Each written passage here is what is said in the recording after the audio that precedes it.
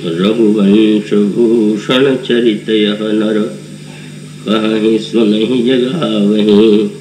कलिमल मनोमल धोई बिनु सम राम धाम सिधावहीं। सतपंच चौपाई मनोहर जान जो नर उर धरे। दारुण अविद्या पंच जनित विकार श्री रघुवर हरे। सुंदर सुजान कृपा निधान अनाथ पर कर प्रीति जो। सोए राम अकाम हित निर्वाण प्रद सम आन को। जाकी कृपा लवलेश ते मति मंद तुलसीदास हो। पायो परम विश्राम राम समान प्रभु नाही कहो। मोह सम दीनन दीन हित तुम समान रघुवीर।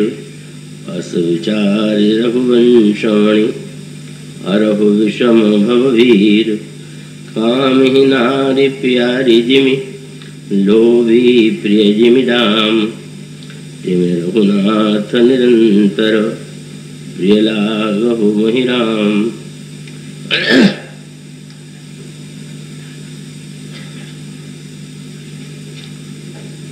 प्रभु श्री रामभद्र करुणामयी वात्सल्यमयी जगत जननी सीता की महती अनुकंपा से पुनः इस वर्ष यह संयोग बना जब संगीत कला मंदिर ट्रस्ट के तत्वावधान में प्रभु के मंगलमय भक्त के मंगलमय चरित्र की चर्चा का अवसर मिला। यह वर्ष एक विशेष महत्व का वर्ष है और यह हम सबका सौभाग्य है कि 1631 के संदर्भ में हम लोग श्री रामचरित मानस की रचना की चतुस्सती का दर्शन और उस पर कुछ विचार विनिमय कर सके। बिरला दंपति के स्नेह सौजन्य से उस समय मेरे माध्यम से भी मानस की 400 पंक्तियों का जो ग्रंथ लिखा गया वो बिरला अकादमी के द्वारा 4 भागों के रूप में प्रकाशित हुआ था और वही प्रकार के एक तरह से गोस्वामी जी के प्रति एक विनती श्रद्धांजलि थी उनके ग्रंथ के प्रति। और यह वर्ष जो है दूसरे अर्थों में महत्व का है कि इसके यह जो वर्ष है वो गोस्वामी जी के 500 वर्ष पूरे होने का वर्ष। तो ये हम सब सौभाग्यशाली हैं कि उनके चतुस्सती संदर्भ में उनके ग्रंथ की रचना और स्वयं उनके पंचशती के रूप में हम सब अपनी विनत श्रद्धांजलि भावना उनके प्रति अर्पित करने जा रहे हैं। इस बार भी जब प्रसंग की चर्चा चली थी भक्तिमती श्रीमती सरला जी ने जब मुझसे पूछा कि इस वर्ष किस प्रसंग पर प्रवचन करेंगे तो मैंने यही कहा कि वैसे तो यह वर्ष पंचशती का है और मुख्य रूप से गोस्वामी जी की जो आस्था वैसे तो सारे ही रामचरित पर उनकी महानतम आस्था रही और उनकी जो आस्था के मुख्य 5 केंद्र हैं उनका प्रसंग अभी भोपाल में चला था तो उनको ये लगा कि यह प्रसंग बड़ा उपयुक्त रहेगा और इसलिए इस बार के प्रवचन की जो श्रृंखला है उसमें गोस्वामी जी की आस्था के जो विशेष रूप से 5 केंद्र हैं जिनके आधार पर उन्होंने अपने जीवन का निर्माण किया, धन्य बने और हम सबको धन्यता प्रदान की। अभी श्री मंत्री जी उन गोस्वामी जी महाराज के गुणों की किंचित चर्चा कर रहे थे, तो इस बार हम यही चेष्टा करेंगे कि गोस्वामी जी की आस्था के जो 5 केंद्र हैं उन पर संक्षेप में कुछ बातें आपके सामने रखी जा सके। और मुझे विश्वास है कि आप सब तो बड़े प्रबुद्ध श्रोता हैं, जिज्ञासु और श्रद्धालु हैं, उसे पूरी एकाग्रता और तन्मयता से सुनेंगे। गोस्वामी तुलसीदास जी ये पंचशती का वर्ष होने से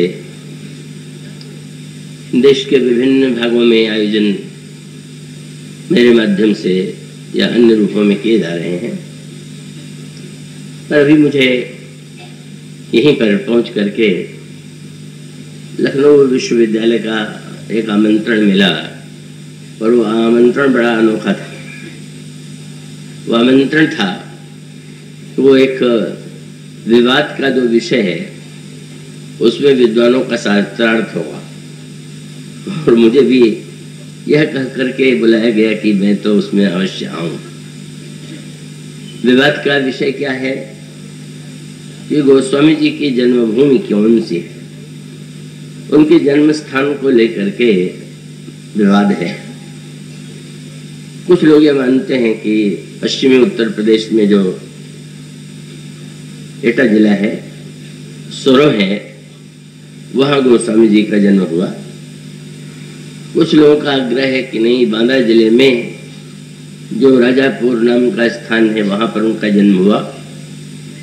और तीसरा पक्ष ये कहता है कि गोस्वामी जी का जन्म स्थान जो है गोंडा जिले में जो राजापुर नाम का गांव है, और राजापुर गांव में जो एक सूकर क्षेत्र है वो वहाँ उनका जन्म हुआ। तो उसमें मुझसे कहा गया था कि तीनों पक्षों के विद्वानों को आमंत्रित किया गया है और आप उसमें अवश्य भाग लें, और सभी लोग अपना पक्ष प्रस्तुत करेंगे कि वस्तुतः इन तीनों में उनका जन्म कहाँ हुआ, और अंतिम निर्णय जोरी करेंगे।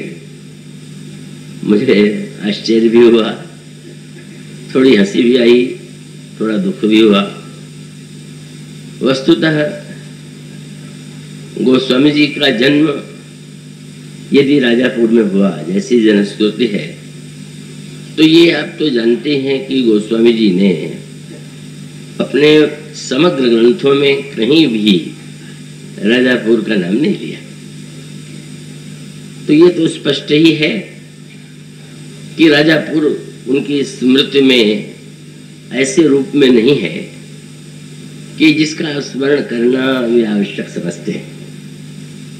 और सचमुच उनके विषय में जो कथाएं प्रचलित हैं उसमें भी स्पष्ट हो जाता है कि वो राजापुर, चाहे वो सोरों वाला रहा हो, चाहे वो बांदा वाला, या श्री अवध के पास जो वो सूकर खेत है वहाँ जो राजापुर है, पर वो गोस्वामी जी की आस्था के केंद्र तो नहीं है।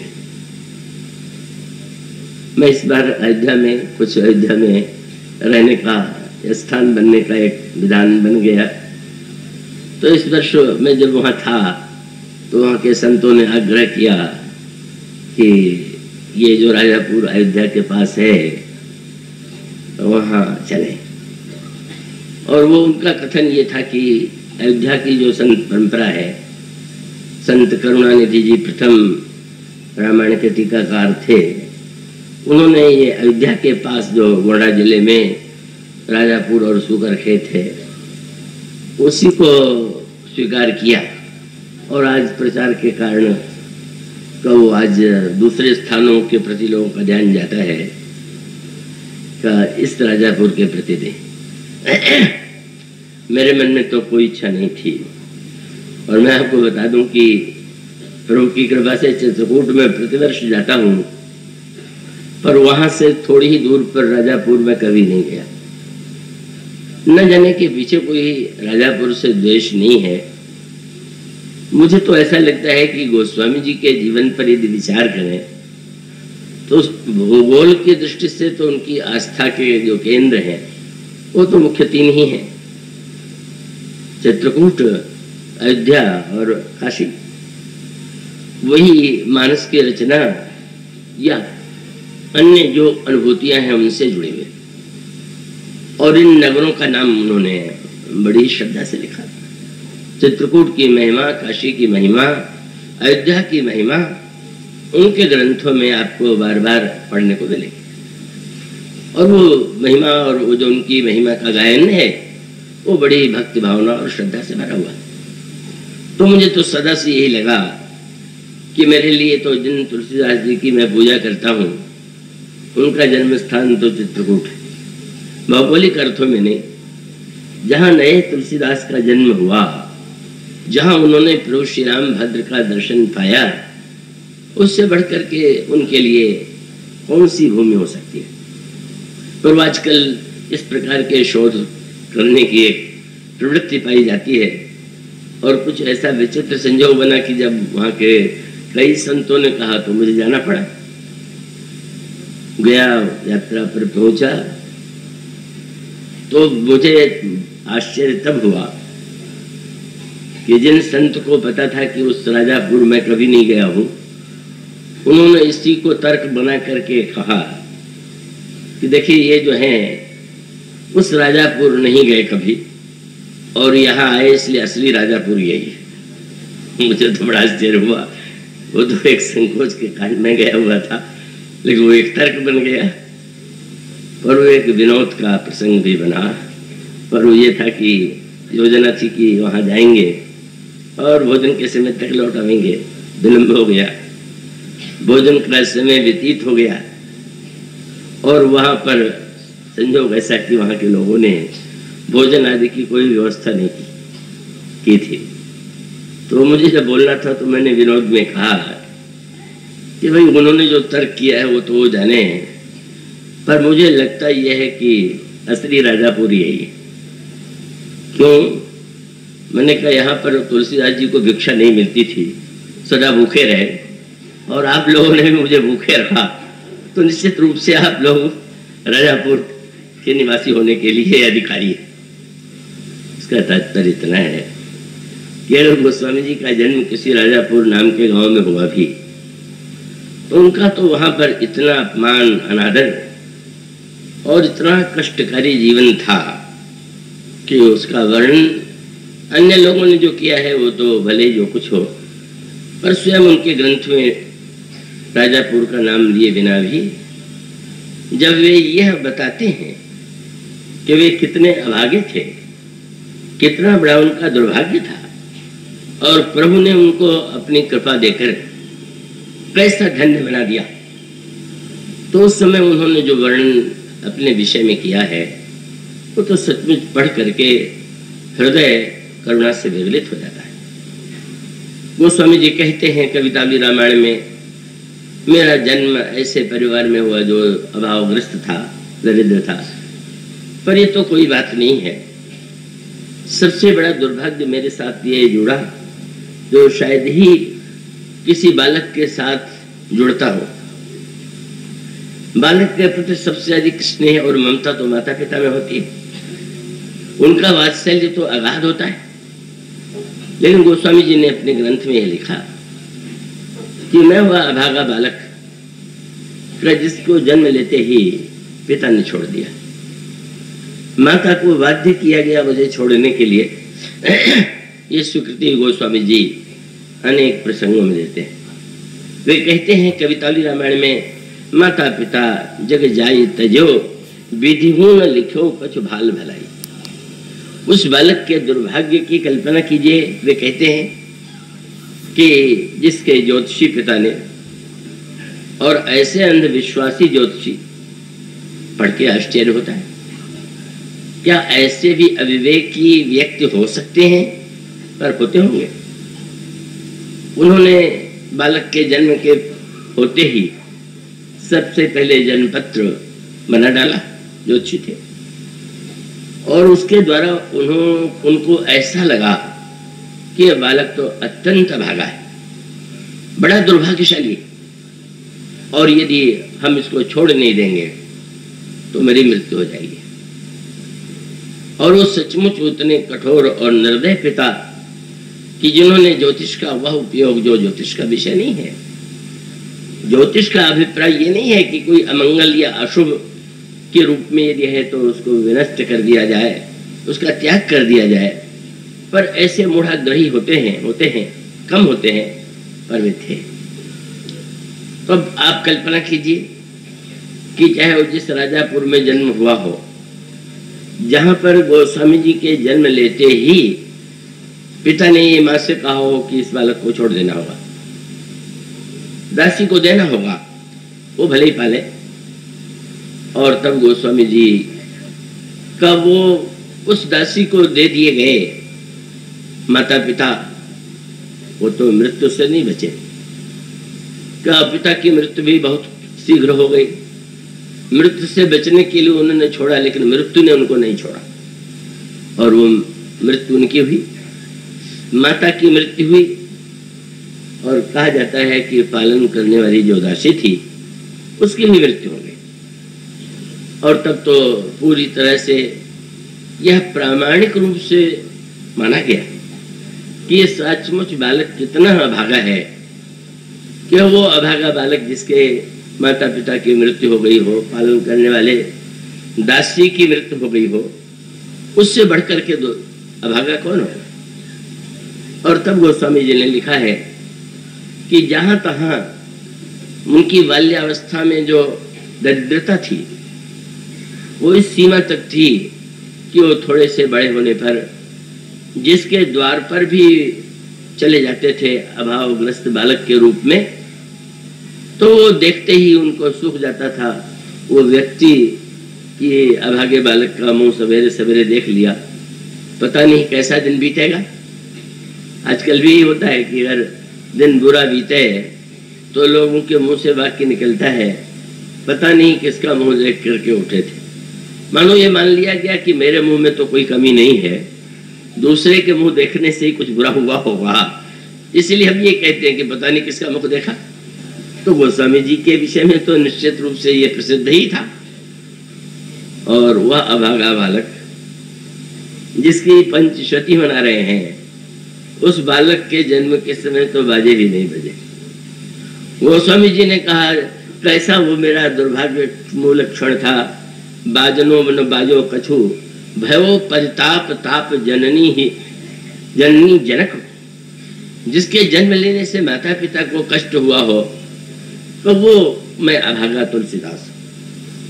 तो ऐसे व्यक्ति ने, और उनकी जो जीवन गाथा है, उनके आस्थाएं और जिनके माध्यम से उन गोस्वामी जी को, जिन्हें इतना बड़ा अभागा समझ लेने की भूल उनके पिता ने की थी, वह इतना महान संत, इतना महान भक्त कि उसके द्वार पर राजा महाराजा, धनिक दरिद्र सभी प्रकार के व्यक्ति आते थे अपनी पीड़ा लेकर, अपना दुर्भाग्य लेकर के, कि अगर तुलसीदास जी आशीर्वाद दे देंगे तो हमारा सारा दुर्भाग्य मिट जाएगा, हमारा सारा कष्ट मिट जाएगा। जिसकी पूजा हुई, गोस्वामी जी इस बात को भूल नहीं पाते।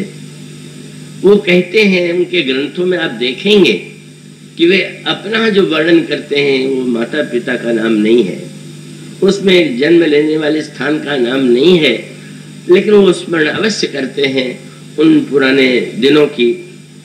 उन्होंने दोहौली रामायण में प्रत्येक ग्रंथ में आप यह उनकी पीड़ा पाएंगे। उन्होंने कहा वह बालक घर घर मांगे टूक पुनि, घर घर मांगे टूक पुनि और भूपति पूजे पाए। वह तुलसीदास जो घर घर टुकड़े मांगता था, तो आज बड़े बड़े राजा, बड़े व्यक्ति आकर के इसके चरणों की पूजा करते हैं। पूछा गया कि ये अंतर कैसे हुआ, और वो तो हर ते तुलसी तब राम बिनु ते अब राम सहाय। वह तुलसीदास परित्यक्त था, श्री राम से दूर था, और श्री राम ने अब अपना लिया है। ये महिमा श्री राम की है। और कभी कभी तो ऐसी बातें लिखी कि एक सज्जन ने मुझसे कहा कि क्या इस बात को लिखा जाना चाहिए क्या। एक दोहे में गोस्वामी जी ने लिख दिया कि तब तुलसी ऐसे होते मिले न चुटकी चून। वह तुलसीदास जिसको एक मुट्ठी भर आटा भी नहीं मिलता था, और अब बोले अब तो राम कृपा भई तो लुचुई दूनो जून। तो हंस रहे थे, क्या पूड़ी इतने महत्व की वस्तु है क्या कि दोनों वस्तु पूड़ी खाने को मिले और इसका वर्णन काव्य में कभी करे। तो मैंने यही कहा कि देखिए लुचुई तो बहुत से समृद्ध लोग, अब अधिकांश लोगों को मिल सकता होगा, खाते होंगे, स्वाद लेते होंगे और बहुत अच्छा होगा तो बहुत होगा तो रसोइये की प्रशंसा करते होंगे, वो कहते होंगे कि बहुत अच्छा बना है, बनाने वाले ने बहुत स्वादिष्ट बनाया है। लेकिन तुलसीदास जी तो हर वस्तु में लुचि देख करके उनको लुचि के स्वाद का नहीं, अब तो कहते हैं कि राम की कृपा, जिसको लुचि में या संसार की प्रत्येक वस्तु में, छोटी सी वस्तु में, क्योंकि उन्होंने अपने जीवन को इतने अभाव में बिताया था और उन घटनाओं का जो वर्णन करते हैं तो लगता है कि गोस्वामी जी किस तरह से जीवन की सारी उपलब्धियों को, जो कुछ उन्होंने पाया, उसमें प्रतिक्षण ये अनुभव करते थे कि अगर यह तुलसीदास कुछ है तो उन्होंने कभी नहीं कहा कि मेरे पिता तो बड़े अविवेकी थे, अंधविश्वासी थे। उन्होंने तो यही कहा कि ठीक यही तो है, ब्रह्मा ने मेरे भाग्य में लिखा ही नहीं होगा। माता पिता जग जाई तयो विधि न लिखो कछु भाल भलाई। ब्रह्मा ने भी मेरे भाग्य में कोई भलाई नहीं लिखी, वह अभागा माने जाने वाला बालक। आप कल्पना कीजिए उस दुर्भाग्य की जिसके लिए जिसने ये लिखा हो कि लोग तो वर्णन करते हैं कि अर्थ धर्म काम मोक्ष 4 फल होते हैं, पर लड़कपन में मैंने 4 फल पाया। 4 फल आपको मिले? कहा क्या? 4 फल मांगो मानो 4 ही चनक को। अगर कोई चने के 4 दाने दे दे तो मेरे लिए 4 फल वही थे। इन पंक्तियों से यह प्रतीत होता है कि गोस्वामी जी ने कितने कष्ट का, कितने अभाव का, कितनी पीड़ा का जीवन जिया, पर उस जीवन को जीने वाले गोस्वामी जी के द्वारा जो कृति सामने आई, हम तो स्मरण करते हैं, आप सब करते हैं कि गोस्वामी जी ने रामायण बनाई, पर उन्होंने अपने आप को कृतिकार के रूप में, लेखक के रूप में, जिसने रामायण लिखा हो, इस रूप में कभी नहीं देखा। वो यही कहते रहे और वही उनकी आस्था का पहला केंद्र था। जब यह अभागा बालक चारों ओर से तिरस्कृत था, अपमानित था, भूखा था, तब एक संत की दृष्टि पड़ी और यह संत उनके गुरुदेव नरहर दास जी थे। मैं गया था तो वहां पर राजापुर के पास थोड़ी दूर सूकर खेत जहां पर है, कुछ किलोमीटर की दूरी पर, वहां पर नरहर दास जी की कुटिया भी का मुझे दिखाई गई, बड़ी जीर्ण शीर्ण दशा में, पुराने रामायण के कुछ पन्ने भी। तो वो संत ने देखा, जो लोक दृष्टि से अपमानित हुआ, अनादृत हुआ, भूखा रहा, संत ने देखा और वह संत नरहर दास के रूप में जिनका नाम लिया जाता है, कृपा सिंधु नर रूप हरि कह करके गोस्वामी जी ने जिसका स्मरण किया, सबसे सर्वप्रथम उनकी आस्था के केंद्र उनके वह संत गुरुदेव नरहर दास जी हैं। वे राजापुर का नाम भले ही न ले, पर सूकर खेत का नाम लेते। गुरुदेव उन्हें ले आते हैं, आश्रम में उनको भोजन भी मिला, पर वह भोजन केवल भौतिक भोजन तो था ही, और उसके साथ साथ उनको जैसा कि गोस्वामी जी ने वर्णन किया, और इसलिए गोस्वामी जी ने पूरे रामचरितमानस में जिन्हें सबसे अधिक महत्व दिया, जिनकी कृपा की स्मृति उन्होंने की और जिसके माध्यम से उन्होंने राम कथा श्रवण किया, और जहां श्रवण करने के बाद उनके हृदय में यह अभिलाषा उत्पन्न हुई बाद में कि जो गुरुदेव से मैंने कथा सुनी थी, संस्कृत में थी, अब मैं उसे भाषा में लोगों के सामने रखूं। आपने मानस के प्रारंभ में वो पंक्तियां पढ़ी होंगी जहां पर गोस्वामी जी कहते हैं कि पहले तो एक क्रम बताते हैं, ये राम कथा का प्रादुर्भाव कैसे हुआ। मैं आशा करता हूं आप उस क्रम को थोड़ा ध्यान से सुनेंगे। वे कहते हैं, रच महेश निज मानस राखा, पाई सुसमय शिवासन भाखा। भगवान शंकर ने इसकी रचना करके मन में रख लिया और उचित अवसर आने पर उन्होंने शिवा को सुनाया। इसके मूल रचयिता के रूप में गोस्वामी जी कहते हैं भगवान शंकर है, पर उसमें जो सूत्र है बड़े महत्व के। जो रचयिता होता है, जो कवि होते हैं, जब वे कोई रचना करते हैं तो सुनाने के लिए बेचैन हो जाते हैं और उसको लेकर के तो न जाने कितने चुटकुले किससे कहानियां बने हुए हैं कि कवि किस तरह से कविता सुनाना चाहते हैं, बलास सुनाना चाहते हैं, सुनना न चाहे तो पीछा करके सुनाते हैं, मंच पर आ जाए तो बस सुनाते ही रहना चाहते हैं। लेकिन इसके जो प्रथम रचयिता थे भगवान शंकर, जिनका नाम उन्होंने स्मरण किया, इसमें एक दो सूत्र बड़े महत्व के। रचना लेखनी के द्वारा कागज पर होगी, भोजपत्र पर हुई होगी, पर भगवान शंकर के द्वारा जब यह रचना हुई तो गोस्वामी जी कहते हैं भगवान शंकर ने इसको मन में बना के रख लिया। मानो इस ग्रंथ का नाम रामचरितमानस है ना, तो रामचरित पर तो इतने ग्रंथ लिखे गए हैं कि उनकी गणना करना कठिन, पर इस ग्रंथ के साथ एक नया शब्द जुड़ा हुआ है और शब्द जुड़ा हुआ है रामचरितमानस। रामचरितमानस यही नामा, सुनत श्रवण पाई विश्रामा। पूछा गया ये इस रामचरित के साथ का मानस कहां से जुड़ गया? तो उन्होंने कई उत्तर दिए। एक उत्तर उन्होंने ये दिया कि इसकी रचना सबसे पहले मन में हुई और वह रचना जो हुई भगवान शिव के मन में हुई, इसलिए भगवान शंकर के मानस से अवतरित होने वाली यह राम कथा रामचरितमानस। और भी उन्होंने बड़े महत्व के उत्तर दिए और इसका तात्पर्य क्या है? जब चतुस्सती का संदर्भ चल रहा था, अवसर था, तब यह प्रश्न किया गया कि गोस्वामी जी ने जब रामचरितमानस की रचना की तो उस रचना में कितना समय लगा, कितनी अवधि? 1631 तो उन्होंने अपने ग्रंथ में उसका स्मरण किया। पर एक सज्जन ने मुझसे पूछा कि क्या ये रामचरितमानस जो है वाल्मीकि रामायण से लिया गया स्रोत है? आजकल शोध की ये शैली है कि जैसे कोई राम कथा है, ग्रंथ है, तो उसका मूल स्रोत क्या है?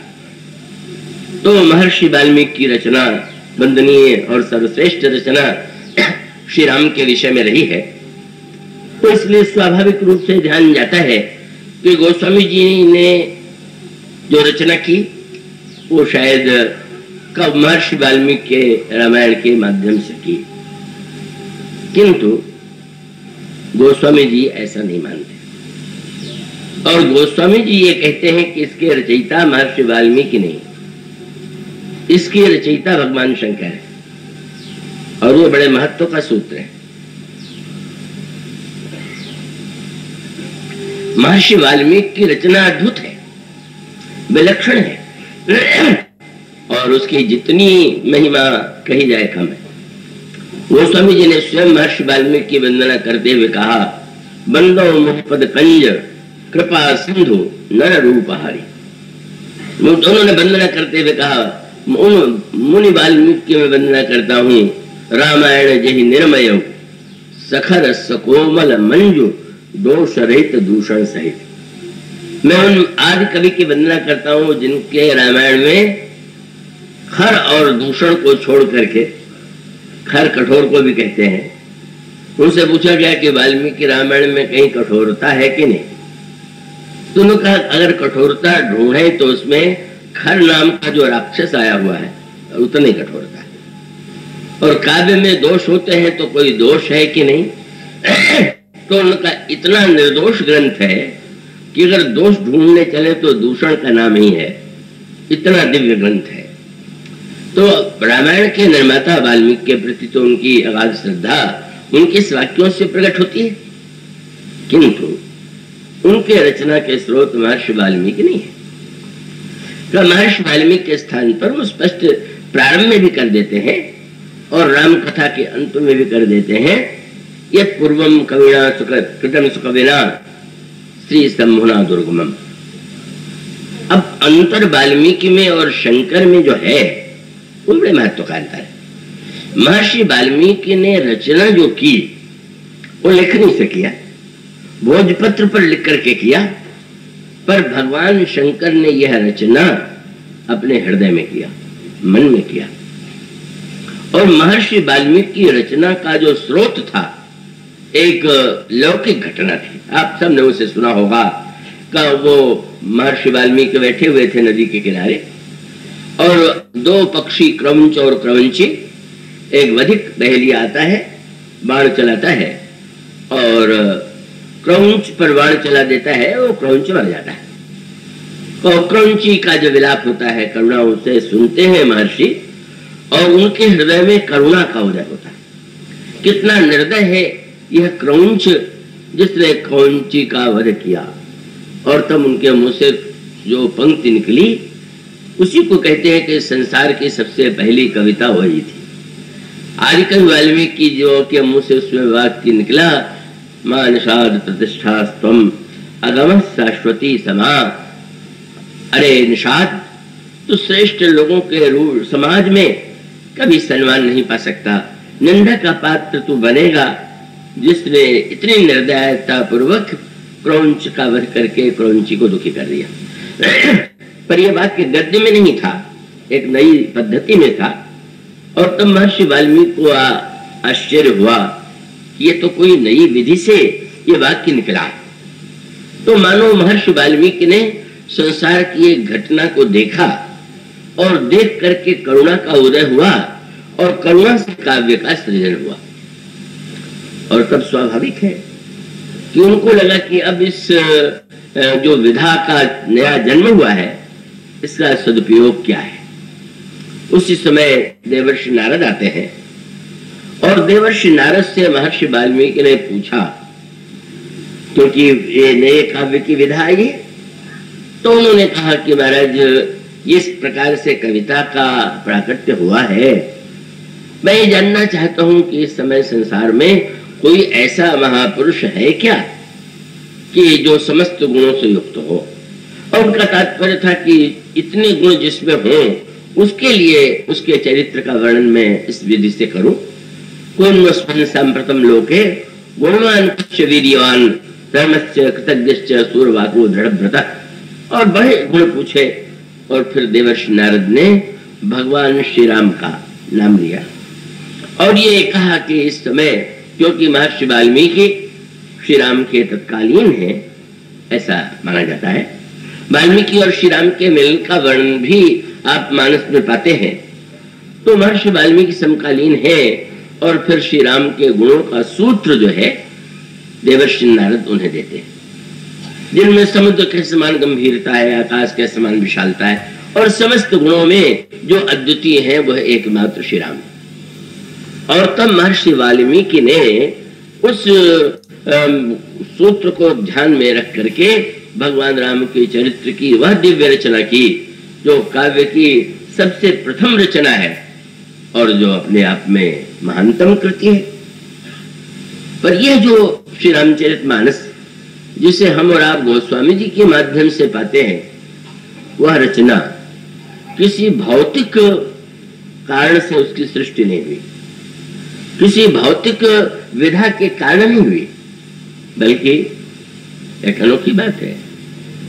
महर्षि वाल्मीकि की रचना का एक काल विशेष है और वो अद्वितीय काव्य कृति है। पर गोस्वामी जी ने जिस क्रम का वर्णन किया उसका मूल तत्व ये है कि बाहर से हम किसी के गुणों से प्रभावित हों भगवान राम विष्णु के अवतार हैं। महर्षि वाल्मीकि ने यह बात कई बार तो लिखी, पर श्री राम के गुणों का जो वर्णन है वो बड़े विस्तार से है। श्री राम के गुण कितने अद्भुत हैं, कितने अतुलनीय। किंतु भगवान शंकर के द्वारा जो रचना हुई उसका उद्गम जो है बाहर नहीं, उसका उद्गम भीतर है। भगवान विष्णु के मन में उसका उद्गम हुआ। और आप कल्पना कीजिए, आप सोच सकते हैं कि भगवान विष्णु के मन में जो उद्गम हुआ राम कथा का, न किसी घटना से प्रेरित है, न समस्या से, न काल से, और न तो कोई उनके जीवन में ये प्रश्न था कि मैं इस विधा का क्या प्रयोग करूं। वस्तुतः भगवान शिव जो है कहो तो साक्षात त्रिभुवन गुरु ही है, ईश्वर भी है। ईश्वर के रूप में भी हम पूजा करते हैं और गुरु के रूप में भी उनकी पूजा करते हैं। तुम त्रिभुवन गुरु वेद बखाना, उसका मानो तात्पर्य यह है कि बाहर से जो रचना होगी और मन में जो रचना होगी उसमें किंचित भिन्नता तो होना स्वाभाविक है। और इसलिए महर्षि वाल्मीकि ने का उसे उसका गायन लोक उसको उसका गायन सिखाया गया और भगवान राम के समय उनके सामने ही वो राम कथा गाई गई। पर यह वाल्मीकि जी के साथ जब शब्द जुड़ा हुआ है वो आदि कवि है। तो मुझसे किसी ने पूछा कि जब शंकर जी इसके रचयिता है तो इनको क्या आदि कवि इनको नहीं कहना चाहिए? तो मैंने कहा कि नहीं भाई, वो आदि कवि है और ये अनादि कवि है। क्या वस्तुतः शंकर जी जो है वो आदि कवि नहीं, अनादि कवि। और अनादि कवि जो है वो तो उसका अभिप्राय ये है, ये रामायण को, राम के चरित्र को समझने के लिए आदि से अनादि अधिक उपयोगी है। आजकल तो जितने शोध प्रबंध लिखे जाते हैं उसमें आदि की खोज की जाती है। ग्रंथ की रचना कब हुई, किसने की, किस स्रोत से किया। और सत्य तो यह है कि भारतीय दर्शन और वाङ्मय शब्द को अगर समझना चाहते हैं तो आदि नहीं अनादि की ओर जाइए। अनादि शब्द में ही सारा भारतीय दर्शन शब्द छिपा हुआ है, जो कुछ है। और अब आप देखेंगे आदि क्यों नहीं मैं कहता, वो स्वामी जी एक बात कहते हैं कि मैं नहीं जानता कब बना उनके हृदय में, पर वो तो रखा हुआ था।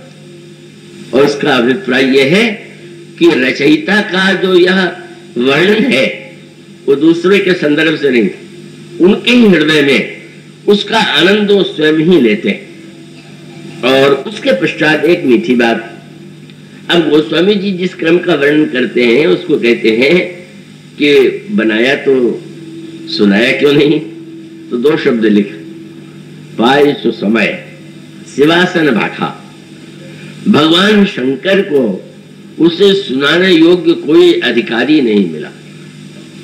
जब वह समय आया और पार्वती उनके समक्ष आती हैं तब उनकी जो रची हुई मानस की कथा है वो लोक समक्ष में, लोक के सामने आती है। सुसमय शब्द का अर्थ क्या हुआ? यही पार्वती जी पूर्व जन्म सती थी। भगवान शंकर के हृदय में रचना कब हुई? वो तो अनादि कवि की अनादि रचना है। पर वो उन्होंने कभी भी सती जी को राम कथा नहीं सुनाई। आश्चर्य है, बड़ी बुद्धिमती, दक्ष प्रजापति की कन्या, और वो इतनी शंकर जी के प्रति इतनी निष्ठावान, गुणों से युक्त, पर उनको नहीं सुनाया उन्होंने। इसीलिए बड़ा मीठा साहित्यिक रंग आता है।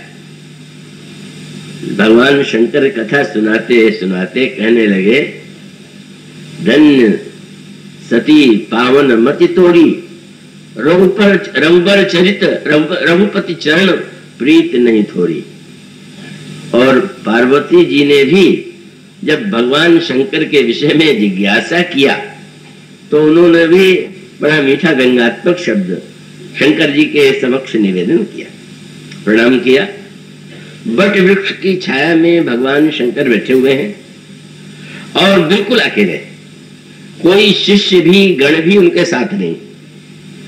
केवल शंकर जी अकेले और अपना सिंह जो व्याघ्र चर्म है से वो चर्म भी वो स्वयं बगल में दबाए हुए बट वृक्ष की छाया में बैठते हैं और निज कर डासी नाग रिपु छाला बैठे सहज ही शंभु कृपाला। अपने हाथ से का उन्होंने बिछाया। कितना विलक्षण सा चित्र गोस्वामी जी का देखेंगे। और उसके पश्चात सहज भाव से बैठ गए। महर्षि वाल्मीकि आदि कवि की रचना और इनकी मनस्थिति तो बिल्कुल भिन्न है। वो तो सहज भाव से विराजमान है। और उसी समय अब वो दो चौपाइयां गोस्वामी जी एक दूसरे से जुड़ती है। गोस्वामी जी ने कहा, रच महेश निज मानस राखा पाई समय। जब वह समय आया, और यहां गोस्वामी जी फिर जोड़ते हैं, पार्वती जी ने जब भगवान शंकर को देखा कि बिल्कुल अकेले शांत भाव से बैठे हुए हैं, तो पार्वती भला अवसर जानी, बहुत अच्छा अवसर है। गई शंभु पर मात भवानी नहीं, बड़े प्रसन्न हुए। जान प्रिया आदर अति कीन्हा, बाम भाग हर आसन दीन्हा। आई तो स्वयं आपने अपने बाम भाग में उनको बैठने के लिए कहा। फिर शंकर जी की स्तुति किया पार्वती जी ने, और जब प्रश्न किया तो आपने एक शब्द जोड़ दिया, क्या महाराज, यह जो कथा जो सकल लोक हितकारी, आप तो परिपूर्ण हैं, अपने आप में धन्य हैं, आप में द्वैत की बड़े महत्व का सूत्र है। जब तक दूसरे की अपेक्षा है तब तक तो अभाव की अनुभूति है। हमारा आनंद दूसरे से जुड़ा हुआ है। वक्ता बहुत बढ़िया बोले अपने समझ से, श्रोता को आनंद आवे तो बेचारे का बहुत ही दुखदायक हो जाता है कि क्या बतावे। मानो उसको अपने आनंद के लिए श्रोता भी चाहिए, और श्रोता भी प्रशंसक चाहिए, चाहे वो कैसी भी हो, कहा हो, कहे अवश्य कि बहुत ही श्रेष्ठ हुआ। लेकिन भगवान शंकर को तो इसकी अपेक्षा नहीं, श्रोता की कोई अपेक्षा नहीं। वक्ता को यदि श्रोता की अपेक्षा है तो वक्ता में कहीं न कहीं अभाव की अनुभूति है। पर जब श्रोता को वक्ता की आवश्यकता है अनुभव, तो पार्वती जी वही श्रोता है। उन्होंने कहा, महाराज आप तो स्वयं परिपूर्ण हैं, लेकिन आप जिस आनंद में स्थित हैं वह लोक के लिए भी तो उपलब्ध होनी चाहिए। तो इसलिए मैं चाहती हूं कि यह जो आपकी स्व रचना है, उस स्व को मानस में जो प्रकट है, कथा जो सकल लोक हितकारी, पर शब्द कितना है, कह सकती थी मेरी प्रार्थना है। उन्होंने अपना नाम लेकर के कहा, कथा जो सकल लोक हितकारी, सोई पूछन चाहे शैल कुमारी है। शंकर जी नहीं जानते हैं क्या कि शैल कुमारी कहती, मैं पूछ रही हूं, पर जो लोक की हित करने वाली कथा है उसको शैल कुमारी सुनना चाहती है। मानो बहुत मीठा संकेत। बोले महाराज, जीवन में दक्ष कुमारी रह करके न जाने कितने वर्ष रही, पर आपने तो सुनाया नहीं। अब वो दक्ष कुमारी न रह करके शैल कुमारी बन चुकी, अब तो सुनाइएगा। मानो वह संकेत दोनों समझ जाते हैं। और इसका अभिप्राय कि बुद्धिमान और चतुर जो बहुत तर्क परायण सती है, भगवान शंकर ने कभी उनको सुनाने की बात ही नहीं सोची। मानो सूत्र वही था कि जब तक दक्ष कुमारी शैल कुमारी नहीं बन जाए तब तक वह शिव के द्वारा रचित कथा की अधिकारिणी नहीं।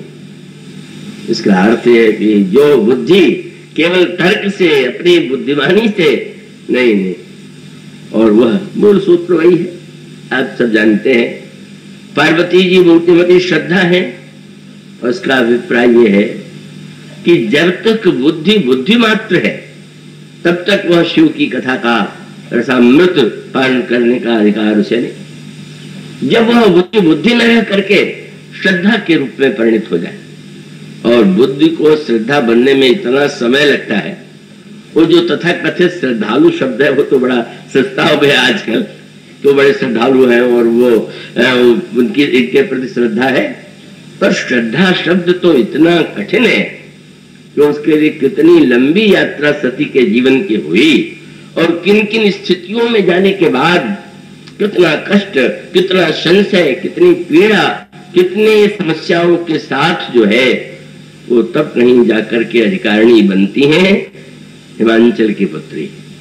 अचल निष्ठा और जिनके अंतःकरण में एक दृढ़ निश्चय है, उन हिमालय की पुत्री के रूप में उन्होंने जब जन्म लिया तब मानो वह बुद्धि नहीं रह गई, जिसमें विनम्रता है, जिसमें विनम्रता के साथ साथ श्रद्धा की भावना है। इसलिए आपने ये कहा कि मैं यही कहूंगी कि यह शैल कुमारी, अब वो पुरानी नहीं, लेकिन भगवान शंकर ने प्रशंसा भी किया और थोड़ा सा ऐसा शब्द भी कह दिया, पूछ दिया क्या सुनना चाहती हो। महाराज भगवान राम को देख करके जब वो विलाप कर रहे थे तो सती रूप में मुझे संदेह हो गया, तो मैं ये जानना चाहती हूं कि वो श्री राम क्या ब्रह्म है। शंकर जी की भौहें जरा टेढ़ी हुई। पार्वती जी से उन्होंने कहा अच्छा तुमने अब भी वही प्रश्न और शब्द कह दिया, अजहु न छाया मिटती तुम्हारी। कहते हैं कि जब व्यक्ति नहीं रहेगा शरीर तो छाया कहां से रहेगी, पर मुझे लगता है कि शरीर छूट गया पर छाया बनी हुई है क्या। अजहु न छाया मिटती तुम्हारी, तासु चरित सुन भ्रम रुजहारी। भगवान शंकर सावधान करते हैं और फिर विनम्रता से पार्वती क्षमा मांगती है, क्या तब कर अस विमोह अब नहीं। महाराज उस समय जैसा मोह था वैसा अब नहीं। मोह में भी कोई अंतर होता है क्या। हाँ महाराज ये सूत्र है मानस को समझने और ग्रहण करने के लिए। क्यों तब कर अस विमोह अब नहीं, मानो सूत्र था कि मोह भी कल्याणकारी हो सकता है और मोह जो है अत्यंत कल्याणकारी भी हो सकता है।